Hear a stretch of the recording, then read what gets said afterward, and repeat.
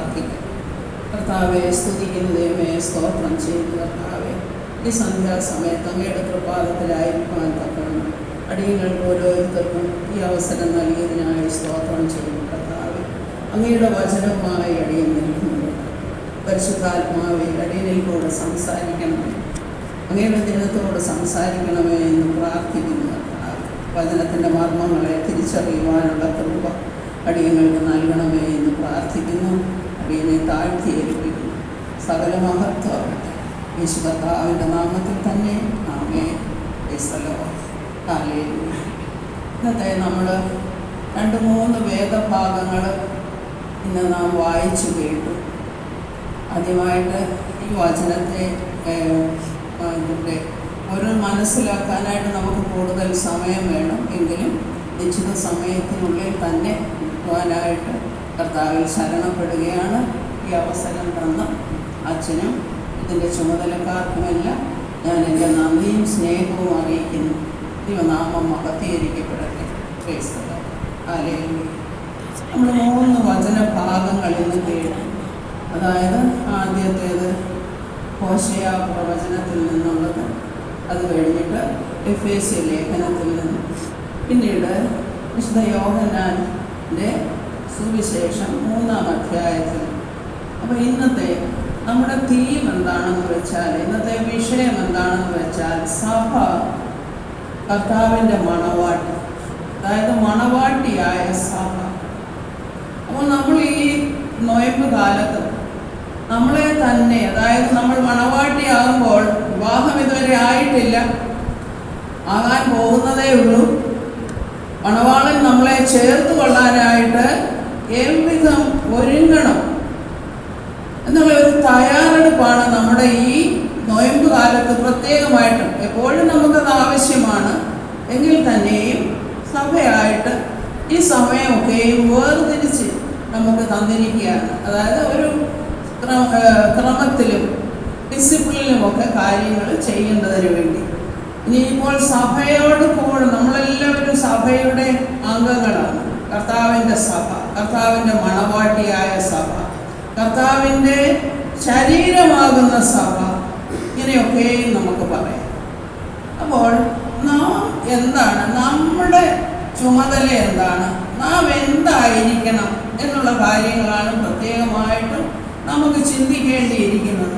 അപ്പോൾ അപ്പോസ്തല പ്രവൃത്തികൾ 7-ാം അധ്യായം 38-ാമത്തെ വാക്യത്തിൽ സഭയെക്കുറിച്ച് പറയുന്നുണ്ട്. സഭയെന്ന് വെച്ചാൽ മരുഭൂമിയിലെ സഭയെന്നാണ് അതിനെക്കുറിച്ച് പറയുന്നത്. അതേത് സഭയാണ്? അതായത് മോശയുടെ നേതൃത്വത്തിൽ മിസ്രയീമിൽ നിന്നും കർത്താവ് വിടുവിച്ചു കൊണ്ടുവന്ന ഇസ്രായേൽ ജനം അടിമത്തത്തിൽ നിന്നും വിടുവിച്ച് കനാൻ നാട്ടിലേക്ക്, അതായത് പാലും തേനും ഒഴുകുന്ന കനാൻ നാട്ടിലേക്ക് അവരെ കൊണ്ടുവന്ന് പാർപ്പിക്കണം. അതായിരുന്നു അബ്രഹാമിനോട് ചെയ്ത വാഗ്ദത്തം. അപ്പോൾ 430 വർഷങ്ങളിലെ അടിമത്തത്തിന് ശേഷം അവരെ കർത്താവ് വിടുവിക്കുകയാണ്, അവരെ കൊണ്ടുവരികയാണ്. അപ്പോൾ ഈ കൊണ്ടുവരുന്നതിന് മുൻപായിട്ടൊരു പ്രത്യേകമായിട്ടുള്ള കാര്യം അവിടെ കർത്താവ് ചെയ്യിക്കുന്നുണ്ട് മോശയെ കൊണ്ട്. അതായത് പെസഹ കുഞ്ഞാടിനെ അറുക്കുന്നു. പെസഹ കുഞ്ഞാടിനെ അറുക്കുകയും പെസഹ കുഞ്ഞാടിൻ്റെ രക്തത്താൽ തളിക്കപ്പെട്ടവരായി അവർ അടിമത്തത്തിൽ നിന്നും വിടുതൽ പ്രാപിച്ച് മുന്നോട്ട് വരികയാണ്. അപ്പോൾ അത് മരുഭൂമിയിലെ സഭ. ഈ മരുഭൂമിയിലെ സഭ, കർത്താവ് സഭയെ വളരെയധികം സ്നേഹിച്ചു, തൻ്റെ സ്വന്തം ശരീരത്തെ പോലെ സ്നേഹിച്ചു. അതുകൊണ്ടാണ് കർത്താവ് അവരോട് കൂടെ ഇരുന്നത്. രാത്രി അഗ്നിത്തൂണായും പകൽ മേഘസ്തംഭമായും അവരോട് കൂടെ ഇരുന്നു. അത് തന്നെയുമല്ല, ആ മണവാട്ടി സഭയോട് കൂടെ ഇരിക്കാനായിട്ട് കർത്താവ് സമാഗമന കൂടാരവും ഉണ്ടാക്കി. അവരോട് അരുളി ചെയ്യാനും സംസാരിക്കാനും ഒക്കെയുള്ള കാര്യങ്ങളൊക്കെ ക്രമീകരിച്ചു. എന്നാൽ നാം മനസ്സിലാക്കുന്നുണ്ട്, അവരുടെ യാത്രയിൽ പലപ്പോഴും അവർ ദൈവത്തെ മറന്നു പ്രവർത്തിക്കാൻ ഇടയായി.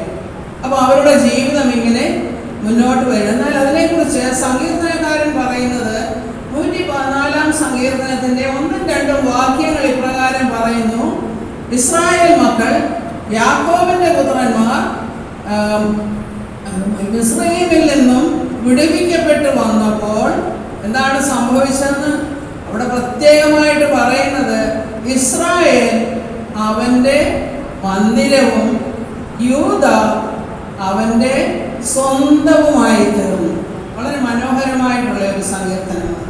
അതായത് ആ വിടുതലിൻ്റെ സന്തോഷമാണ് അതിനകത്ത്. പർവ്വതങ്ങൾ കുഞ്ഞാടുകളെ പോലെയും കുന്നുകൾ തുള്ളുകയും ഒക്കെ ചെയ്യുന്നത്, സമുദ്രം കണ്ട് ഓടുന്നു. അതായത് ഒരു സന്തോഷത്തിൻ്റെ അനുഭവമാണ് ആ വിടുതൽ എന്ന് പറയുന്നത്. എന്നാൽ ഇങ്ങനെ വിടുവിച്ച ജനം തെറ്റിപ്പോകുന്നതായിട്ട് നമ്മൾ കാണുന്നു. അപ്പോൾ തെറ്റിപ്പോകുന്ന ജനത്തെ പലപ്പോഴും കർത്താവ് വീണ്ടും വിളിച്ചിരുന്നു. അപ്പോൾ ഈ തെറ്റിപ്പോയ ജനത്തെ ഒന്ന് മനസ്സിലാക്കി കൊടുക്കണം ഇനിയും വരുവാനുള്ള ജനത്തിന്. അതിനു വേണ്ടിയിട്ടാണ് ഹോശേയ പ്രവചനത്തിൽ കൂടെ കർത്താവ് സംസാരിക്കുന്നുണ്ട്. അതാണ് നമ്മളിന്ന് വായിച്ചു കേട്ടത്. അപ്പോൾ അവൾ മടങ്ങി വരുന്നില്ല. ഗോമർ ഹോശേയ വിളിച്ചിട്ടും അവൾ മടങ്ങി വരുന്നില്ല, മാറിയിരിക്കുക. അപ്പോൾ എന്താണ് അതിൽ പരസംഗം ചെയ്തു എന്നാണ്. അതായത് സ്വന്തം കർത്താവിനെ വിട്ടുപോയി, അല്ലെങ്കിൽ കർത്താവിനെ വിട്ട് ഇസ്രായേൽ ജനം മാറിപ്പോയി ആ അവസ്ഥ. അപ്പോൾ ഇനി ഒരിക്കൽ ഞാൻ അവളെ കൂട്ടിച്ചേർക്കും, അന്ന് അവൾ എന്നെ ഈശി ഉടയവനെ കർത്താവേ എന്നെ വിളിക്കും. ആ ഒരു സമയമുണ്ട്. പക്ഷെ ആ സമയം വളരെ വിദൂരമാണ്. പിന്നെ മലാക്കി പ്രവചനം കഴിഞ്ഞിട്ടൊരു 400 വർഷം പിന്നെ കർത്താവ് ഒന്നും പറയാതെ ഇരിക്കുകയാണ്. അത് കഴിഞ്ഞിട്ടാണ് കർത്താവ് ഭൂമിയിലേക്ക് വരുന്നത്. എന്തിനാണ് വരുന്നത്? ദൈവരാജ്യം സ്ഥാപിക്കാനായിട്ട്. അതായത് തൻ്റെ ജനത്തെ ചേർത്തുകൊണ്ട് അവളോട് കൂടെ ആയിരിക്കാനാണ് വന്നത്. അതുകൊണ്ടാണ് ജോൺ ദ ബാപ്റ്റിസ്റ്റ്, അതായത് യോഹന്നാൻ സ്നാപകൻ ഇപ്രകാരം പറയുന്നത്, മണവാട്ടിയുള്ളവൻ മണവാളനാണ്. അതായത് കർത്താവിനെ കുറിച്ചാണ് മണവാളൻ എന്ന് പറയുന്നത്. ഇങ്ങനെയൊക്കെ പറഞ്ഞിട്ടും ഇസ്രായേൽ ജനത്തിന് കർത്താവിനെ തിരിച്ചറിയാൻ സാധിച്ചില്ല. അവർ കർത്താവിനെ കൈക്കൊണ്ടില്ല. അതുകൊണ്ട് പിന്നീട് എന്താ സംഭവിക്കുന്നത് വെച്ചാൽ, കർത്താവ് അവർക്ക് വേണ്ടി മരിക്കാൻ വന്നു, മരിച്ചു, ഉയർത്തെഴുന്നേറ്റു, കർത്താവ് വീണ്ടും സ്വർഗ്ഗത്തിലേക്ക് പോയി. എന്നാൽ ഈ ഇസ്രായേൽ ജനം തങ്ങളെ തിരസ്കരിച്ചപ്പോൾ വിശുദ്ധ പൗലോസ് അപ്പോസ്തലനിൽ കൂടെ ദൈവജനമായിട്ട് ജാതികളെ സ്വീകരിക്കുകയാണ്. ജാതികളെ സ്വീകരിക്കുന്നത് എങ്ങനെയെന്ന് വെച്ചാൽ, കർത്താവ് നിങ്ങൾക്ക് വേണ്ടി മരിച്ചു, അവൻ നിങ്ങൾക്ക് വേണ്ടി ഇനിയും വരും എന്നൊക്കെയുള്ള കാര്യങ്ങൾ പറഞ്ഞ് മനസ്സിലാക്കി ജാതികളായ നാം ഒക്കെയും അതിക്രമങ്ങളാലും പാപങ്ങളാലും മരിച്ചവരായിരുന്ന നമ്മളെ കർത്താവ് ചേർത്ത് കൊള്ളുവാൻ ഇടയായി. ദൈവത്തിന് സ്തോത്രം. അപ്പോൾ എന്താണ് സംഭവിക്കുന്നത് വെച്ചാൽ, ഇതാണ് ഇന്നത്തെ സഭ. ഈ സഭയുടെ, പുതിയ നിയമസഭയുടെ ശില്പിയും പണിക്കാരനുമായ വിശുദ്ധ പൗലോസ് അപ്പോസ്തലൻ പല കാര്യങ്ങൾ സഭയ്ക്ക് നിങ്ങൾ ഇങ്ങനെയൊക്കെ ചെയ്യണമെന്നൊക്കെ പറഞ്ഞു കൊടുക്കുന്ന ഒരു ഭാഗമാണ് നമ്മൾ ഇന്ന് എഫേസ്യ ലേഖനത്തിൽ വായിച്ചു കേട്ടത്. അപ്പോൾ അവിടെ പറയുന്നത് ഒരു കുടുംബ ജീവിതത്തെയാണ് ആദ്യം പറയുന്നത്. ഭാര്യയും ഭർത്താവും തമ്മിൽ എങ്ങനെയാണ് നല്ല ഒരു ക്ലോസ് ആയിട്ടുള്ള ഒരു റിലേഷൻഷിപ്പ്, ബന്ധം എങ്ങനെയായിരിക്കണം, ഇതൊക്കെ പറഞ്ഞു കഴിഞ്ഞേച്ചും വീണ്ടും പറയുന്നത് എന്താണെന്ന് വെച്ചാൽ, ഇതൊക്കെയും ഞാൻ കർത്താവിനെയും സഭയെയും ഉദ്ദേശിച്ചാണ് പറഞ്ഞത്. അപ്പൊ നമ്മൾ അതിന്റെ മർമ്മം വലിയത്, അതായത് മിസ്റ്ററി, അത് മനസ്സിലാക്കാൻ പ്രയാസമാണ് പലപ്പോഴും. ഇതെന്താണ് ഈ ഒരു ബന്ധം? അതായത് ലോകത്തിലുള്ള എല്ലാ ബന്ധങ്ങളിലും ഏറ്റവും പ്രധാനപ്പെട്ട ബന്ധമാണ് പുരുഷനും സ്ത്രീ, അതായത് ഭാര്യയും ഭർത്താവും തമ്മിലുള്ള ബന്ധം. ആദ്യത്തെ ഇൻസ്റ്റിറ്റ്യൂഷൻ എന്ന് പറഞ്ഞാൽ കർത്താവ് ഉണ്ടാക്കുന്നത് മനുഷ്യന് പുരുഷനും ഭാര്യയുമായി സൃഷ്ടിച്ചു. ആ ഒരു ബന്ധമാണ് ഏറ്റവും പ്രധാനപ്പെട്ട, ഏറ്റവും ചേർന്നിരിക്കുന്ന ബന്ധമെന്ന് വെച്ചാൽ. അപ്പൊ ആ ഒരു ബന്ധമാണ് വാസ്തവത്തില്. അപ്പൊ ഇങ്ങനെയൊക്കെ പറയുമ്പോഴും നമ്മൾ ഓർക്കണം, റെബേക്കയെ, അതായത് അബ്രഹാമിന്റെ മകനായ ഇസഹാക്കിനെ, വാഗ്ദത്ത സന്തതിയായ ഇസഹാക്കിനെ ഒരു ഭാര്യയെ വേണമെന്ന് പറഞ്ഞപ്പോൾ എവിടേക്കാ പോയത്? പദ്ദൻഅരാമിലേക്ക് പോയിട്ട് അവിടെ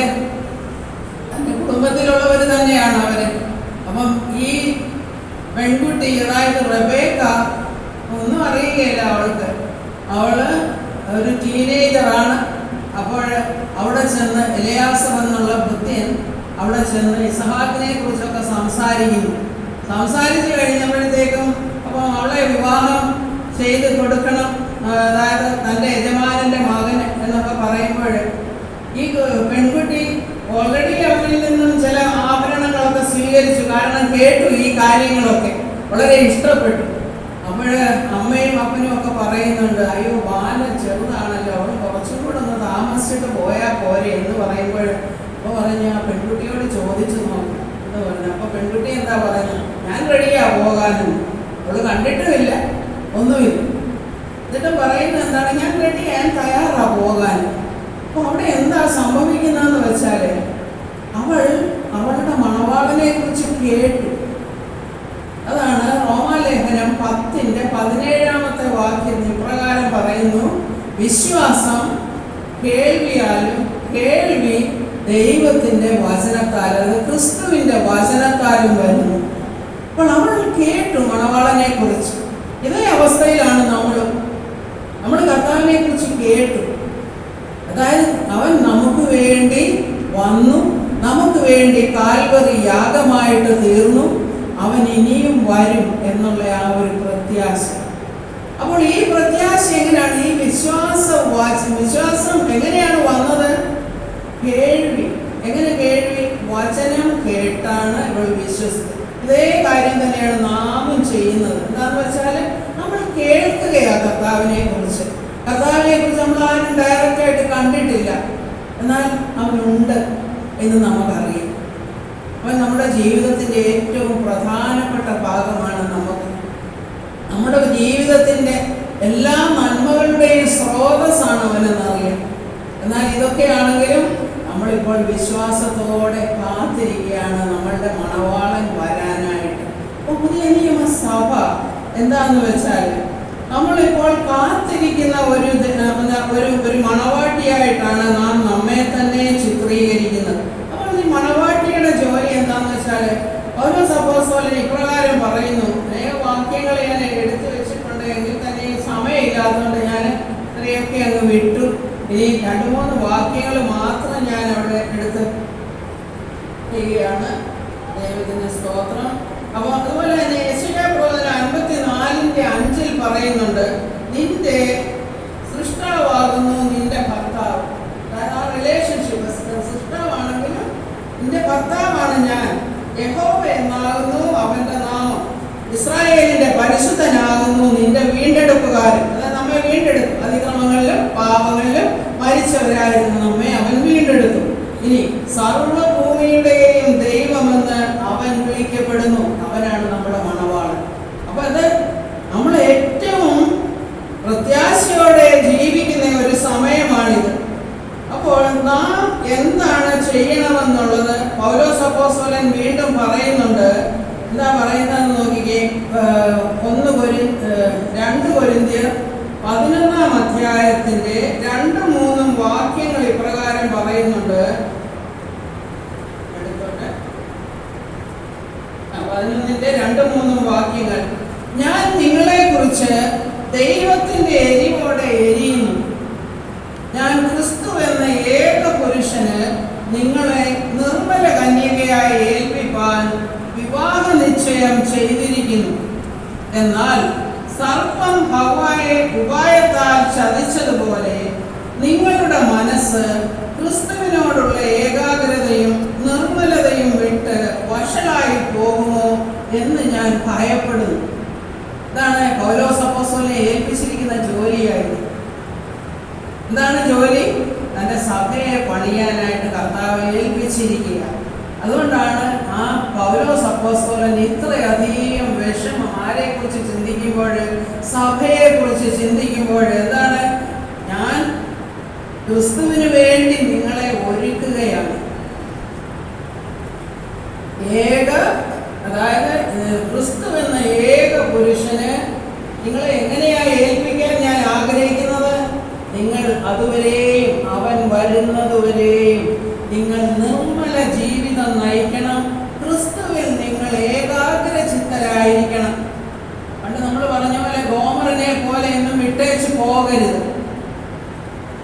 കർത്താവ് മണവാളനാണ്, അവൻ വരും, അവന് വേണ്ടി ഒരുങ്ങി കാത്തിരിക്കുക. അതാണ് പൗലോസ് അപ്പോസ്തലൻ പറയുന്നതിൻ്റെ അർത്ഥം. അപ്പൊ എന്താണ്? വളരെയധികം ചാൻസ് ഉണ്ട്, അതായത് അവസരങ്ങളുണ്ട് തെറ്റിപ്പോകാൻ. കാരണം ശത്രുവായ പിശാച് എങ്ങനെയാ ഹവ്വായുടെ അടുത്ത് ചെന്നത്? വഞ്ചനയിൽ കൂടെയാണ് ഹവ്വായെ ചതിച്ചത്.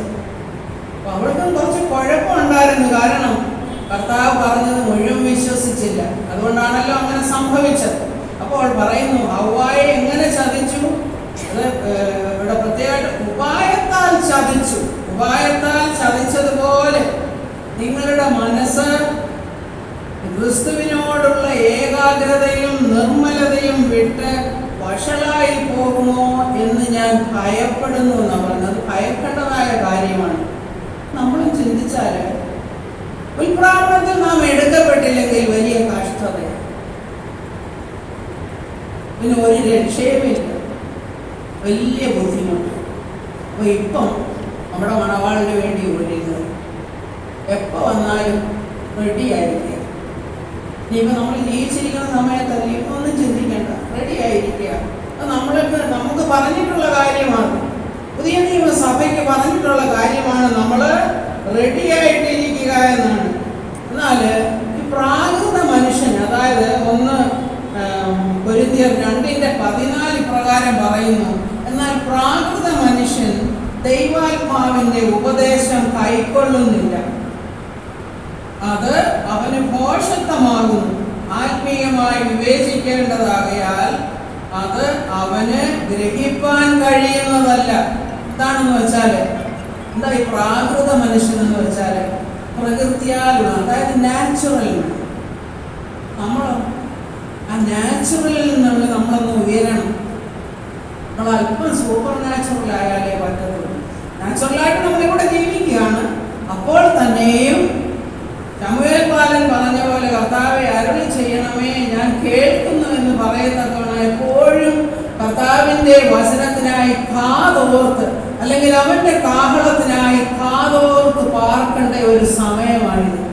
ഇത് നമ്മൾ മറ്റുള്ളവരോട് പറഞ്ഞാൽ അവർക്കൊന്നും മനസ്സിലാകുകയില്ല. കാരണം നാച്ചുറലായിട്ടുള്ള മനുഷ്യൻ, അതായത് കർത്താവിൻ്റെ കൃപയിൽ വരാത്ത മനുഷ്യൻ ഇത് മനസ്സിലാകുകയില്ല. അവർക്കിത് ഭോഷത്വമാണ്. അവരെ പറഞ്ഞ് മനസ്സിലാക്കാനും ബുദ്ധിമുട്ടാണ്. പക്ഷെ നമ്മൾ അറിഞ്ഞവരാണെങ്കിൽ ആ ഒരു ഉദ്ദേശത്തോടു കൂടെ നാം ജീവിക്കുക. അതാണ് നമ്മുടെ ജീവിതത്തിന്റെ ഉദ്ദേശം തന്നെ. നമ്മെ ഇവിടെ ആക്കിയിരിക്കുന്നത് അവന് വേണ്ടി ഒരുങ്ങാനായിട്ടാണ്. ഈ നല്ല സമയം നമ്മൾക്ക് തന്നിരിക്കുന്നത്. അതുകൊണ്ട് ഇതിനെക്കുറിച്ച് നമ്മൾ കൂടുതലായിട്ട് മറ്റുള്ളവരെ പറഞ്ഞ് മനസ്സിലാകാത്തവർ മനസ്സിലാക്കേണ്ട, പക്ഷെ കേൾക്കുന്നവരെ നമ്മൾ പറഞ്ഞ് മനസ്സിലാക്കണം.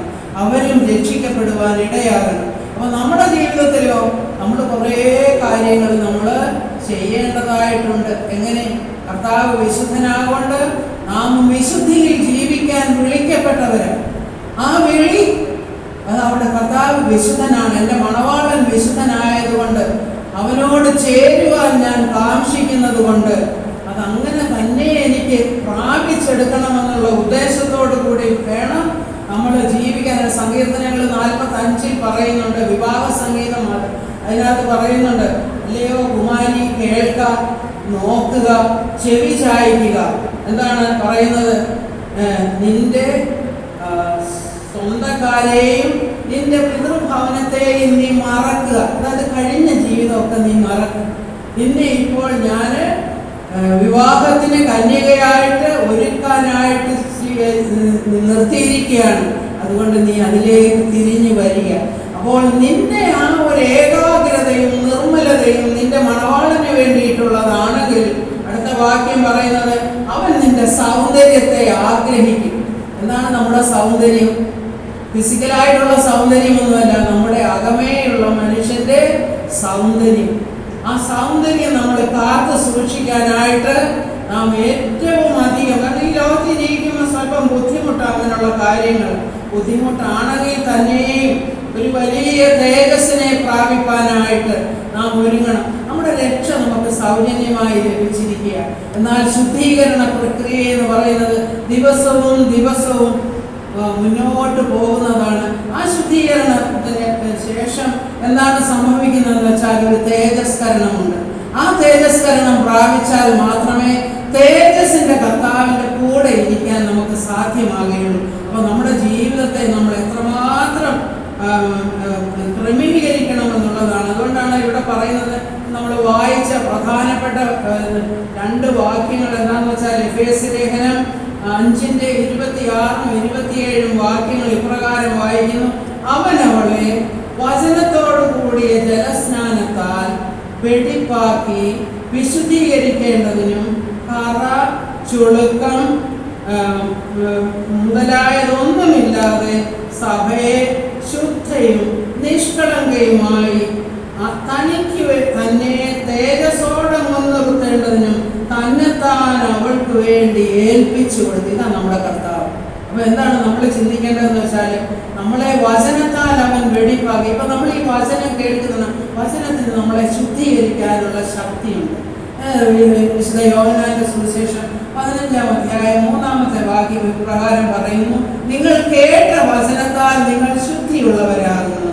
അപ്പൊ നമ്മൾ വചനം വായിക്കണം, നമ്മൾ പഠിക്കണം, വചനം കേൾക്കണം. അപ്പൊ ഇതൊരു ആ പ്രക്രിയ, ശുദ്ധീകരണ പ്രക്രിയ ഇങ്ങനെ മുന്നോട്ട് പോയിക്കൊണ്ടിരിക്കും. അത് തേജസ്കരണം വരെ എത്തിച്ചേരും. പിന്നെ നമുക്ക് വേറൊരു കാര്യങ്ങളുണ്ട് നമ്മളെ ശുദ്ധീകരിക്കാനായിട്ട്. കർത്താവിൻ്റെ രക്തത്താൽ നമുക്ക് നമ്മളെ ശുദ്ധീകരിക്കാം. കർത്താവേ, നിന്റെ രക്തത്താൽ എന്നെ കഴുകണമേ, തെറ്റിപ്പോയി ഞാൻ.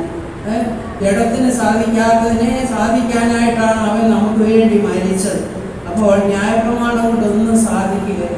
കർത്താവിൻ്റെ കൃപയിൽ മാത്രം ആശ്രയിച്ച് ജീവിച്ചാൽ നമ്മൾക്ക് കറയോ ചുളുക്കമോ മാലിന്യമോ ഇല്ലാത്ത കന്യകയായിട്ട് എന്നുവെച്ചാൽ മണവാട്ടിയായിട്ട് കർത്താവിൻ്റെ കൂടെ ചേരുവാനായിട്ട്, കർത്താവ് നമ്മളെ ഒരുക്കുവാനായിട്ട് ഈ ദിവസങ്ങളിൽ കർത്താവ് നമ്മെ സഹായിക്കട്ടെ എന്ന് പ്രാർത്ഥിക്കുന്നു. ഈ ദിവസങ്ങളിൽ മാത്രമല്ല, നമ്മുടെ ജീവിതം അത്രയും വിശുദ്ധിയോടെ ജീവിപ്പാൻ, വിശുദ്ധിയിൽ എപ്പോഴെങ്കിലും അതിനകത്തൊരു തെറ്റ് വരുന്നുണ്ടെങ്കിൽ വീണ്ടും കർത്താവിൻ്റെ സന്നിധിയിലേക്ക് അടുത്ത് വന്ന്, കർത്താവെ ക്ഷമിക്കണമേ, നിന്റെ രക്തത്താൽ എന്നെ കഴുകണമേ. അതായത് എസ്തേറിനെ കഴുകിയതുപോലെ എങ്ങനെയാണ് 1 വർഷം കഴുകലായിരുന്നു. ഇതിനകത്തായിരുന്നു മൂറും സുഗന്ധവർഗവും ഉപയോഗിച്ച്. മൂറെന്ന് പറഞ്ഞാൽ അനുതാപത്തെ സൂചിപ്പിക്കുന്നതാണ്. മൂറ് അതായത് നമ്മൾ അനുദപിക്കണം കർത്താവിൻ്റെ സന്നിധിയിൽ. സുഗന്ധവർഗം എന്ന് വെച്ചാൽ അതായത് സുഗന്ധം എങ്ങനെയാണ്? സ്തോത്രം, അതാ അവനെ സ്തുതിക്കുക. അപ്പൊ ഇങ്ങനെയുള്ള ശുദ്ധീകരണത്താൽ നമ്മെ തന്നെ നാം ഒരുക്കുക. ദൈവനാമത്തിന് മഹത്വം ഉണ്ടാകട്ടെ. ഈ വചനങ്ങളാൽ കർത്താവ് നമ്മെ അനുഗ്രഹിക്കട്ടെ എന്ന് പ്രാർത്ഥിക്കുന്നു. സകല മഹത്വവും കർത്താവിന്. ആമേൻ. Praise the Lord.